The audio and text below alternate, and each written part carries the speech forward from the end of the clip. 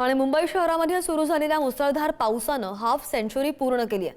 कारण की मुंबईतील एकूण वार्षिक पावसाच्या तुलनेमध्ये 50% जास्त पाऊस झाल्याची माहिती आणि यामध्ये शहराला 60% तर उपनगरामध्ये 55% पाऊस झालाय। जून महिना संपूर्ण कोरडा गेलेला असताना जूनच्या अखेरीस मुंबईमध्ये दमदार पाऊस झाला आणि त्यामुळे जून मधील पावसाची टक्केवारी 16% इतकी होती।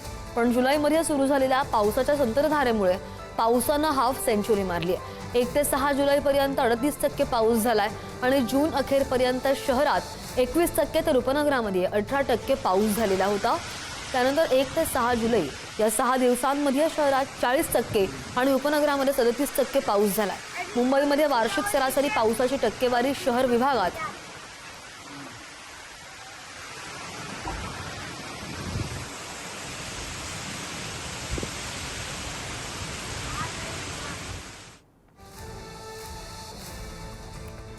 या सगळ्या संदर्भात आपण जाणून घेऊया। आमच्या प्रतिनिधी शिल्पा आपल्या सोबत। शिल्पा, रेड अलर्ट होता आणि आज ऑरेंज अलर्ट दिला गेलेला आहे।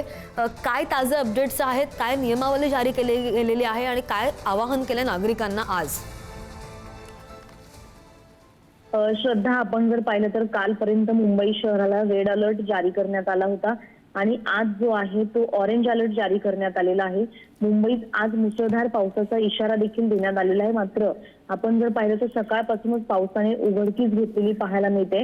ऑरेंज अलर्ट जारी करण्यात आला असून विद्यार्थ्यांच्या सुरक्षिततेसाठी मुंबई शहरातील सर्व शासकीय, खाजगी आणि पालिकेच्या ज्या शाळा, महाविद्यालय आहेत त्यांना सुट्टी देखील आज जाहीर करण्यात आलेली आहे। मात्र आपण जर पाहिलं तर अत्यावश्यक कामाशिवाय घराबाहेर पडू नका असं आवाहन देखील मुंबई महानगरपालिका प्रशासनाने केलेलं आहे। आपण जर पाहिलं तर जुलैच्या पहिल्याच आठवड्यामध्ये 5 दिवसात जूनच्या सरासरीपेक्षा अधिक पाऊस पडलेला आहे।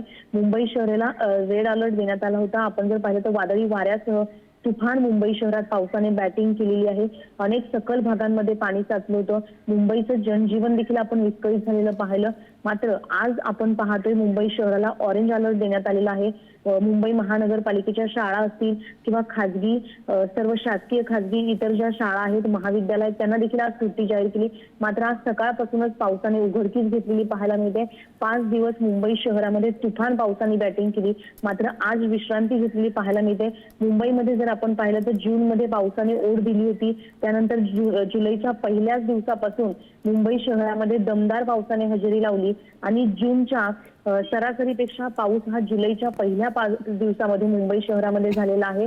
त्यामुळे आज पावसाने उघडकीस घेतली असली तरी काळे ढग दाटलेले पाहायला मिळतात।